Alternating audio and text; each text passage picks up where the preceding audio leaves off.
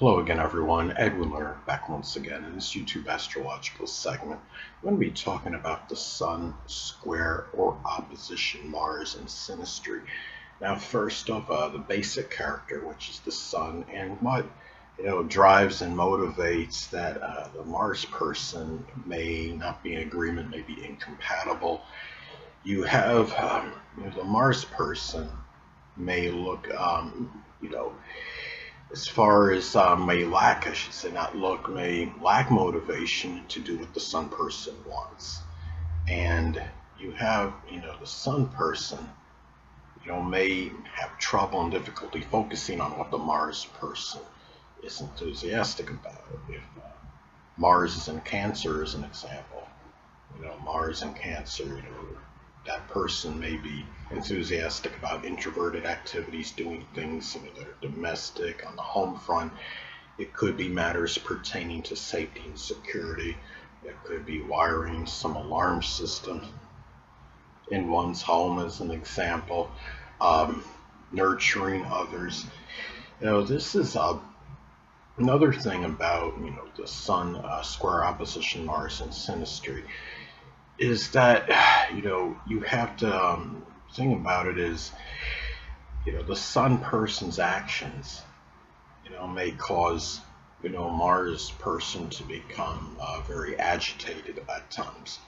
you know the Sun is in Leo. It could be basically the person doing things basically to let the Mars person know who's boss, giving that impression of grandeur, superiority, doing what they want when they want to do it, without the regard, for how the Mars person may think about or respond to it. This is another thing about this is that the Mars person, may be annoyed by the Sun person's negative characteristics. Remember, the Sun, is the basic fundamental character. And the Mars person, let's say, if the Sun is in Aquarius, there may be some, non-conforming, rebellious, eccentric qualities of the Sun person that might irritate the Mars individual. The Sun is in Aries. The Sun person, may be very aggressive, assertive, abrupt, outspoken, impulsive. Those things may bother the Mars person. And the thing about this too is also the connection may be combative and contentious. You have the Sun person may want some kind of dominance. Mars person wants to lead. They want to be able to dictate the course of action. And you have the thing about this is the Sun person may believe that their way of doing something is superior to what the Mars person, their method of doing something. And that could cause the Mars person to become agitated and irritated. There could be a conflict due to the actions not being in sync. The Sun and Mars are both connected with actions. And it could be when the Sun is doing something, the Mars person may be doing something completely different, not be there for that Sun person when they have to take some action in something. The two of these people may be on completely different pages.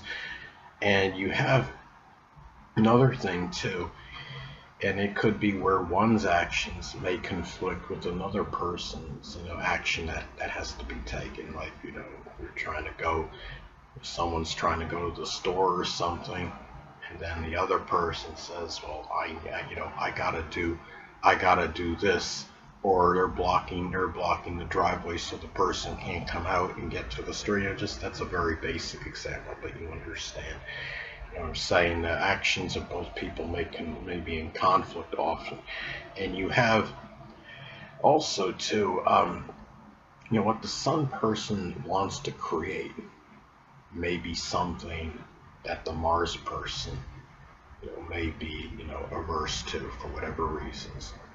And it could hurt the Mars person's actions, may hurt the Sun person's ego frequently. But the thing about this is, as I've talked about in previous videos, and I'll say it in this one, I talked about my earlier videos as far as the natal chart goes, and aspects, not to isolate any single aspect or planetary placement, position, or what have you, and make an analysis of a person astrologically speaking, because the person is the sum of all their components in their chart and not just one.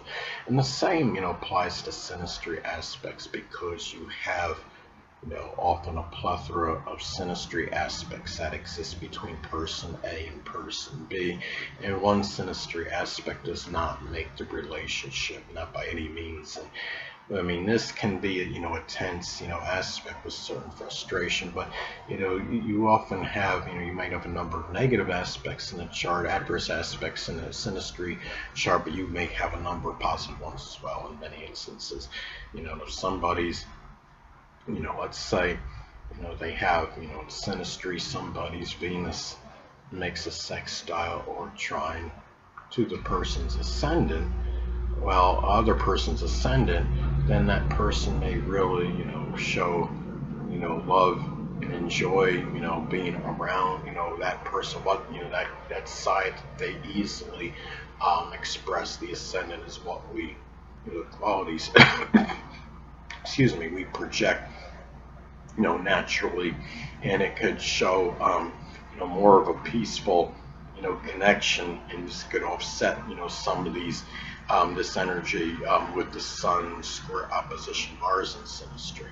But going back to this synastry aspect, is still can be rough, because you have the two people may want to be in control and be in charge. Again, Sun is about the dominance, and you have the Mars person is really it wants to it's about taking the leadership role, and you have these people may be trying to it might be in some bout for some kind of power and control to some degree. And this as well, I mean, the Mars person may also see the Sun person as somewhat bombastic or arrogant, overly confident, egotistical, or even like self-centered, and it might cause exasperation on the Mars person's part.